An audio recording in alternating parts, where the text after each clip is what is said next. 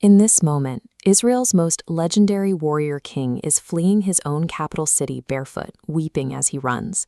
The army chasing him into the wilderness is led by his own favorite son. Internal collapse can dismantle a highly successful empire more effectively than any foreign invasion. King David is currently at the height of his power, a celebrated military tactician and poet. His son, Absalom, is the charismatic heir, capable, handsome, and universally admired by the people. A horrific trauma suddenly shatters the royal family's peace.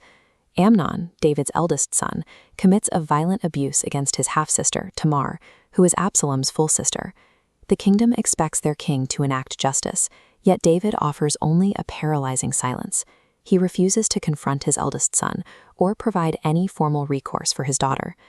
Avoided conversations create a destructive vacuum that threatens the stability of a family or an organization more than any external rival. This timeline tracks 2 full years of inaction. While Absalom participates in court life with a public smile, he meticulously plots a private revenge. He eventually fills his father's silence with violence. During a family banquet, he assassinates Amnon, taking the justice David withheld. Absalom immediately flees into exile. The physical distance of the desert hills now matches the emotional void between father and son. 3 more years pass in this isolation, allowing initial pain to harden into a permanent estrangement. Time provides an incubation period for resentment to mutate into hostility, proving that unaddressed wounds only sharpen with age. David eventually allows Absalom to return to Jerusalem, but with a crushing condition. The son may mate in the city, but he is forbidden from ever seeing the king's face.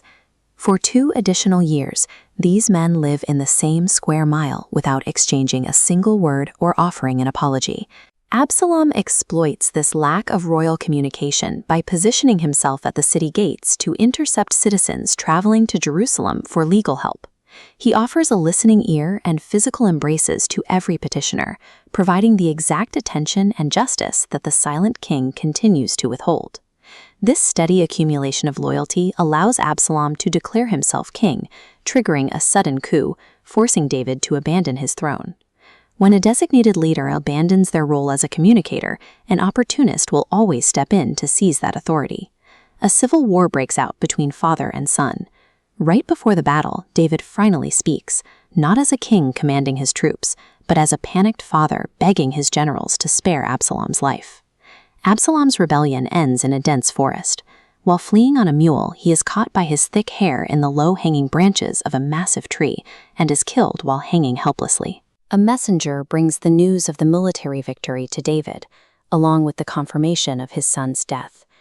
The king collapses, weeping with a cry that has echoed for 3,000 years, wishing he could have died in his son's place. David's military strategy reclaimed his throne, but his domestic silence cost him his family. The words we choose never to say dismantle relationships and empires, piece by piece, proving that silence is often more destructive than the original conflict.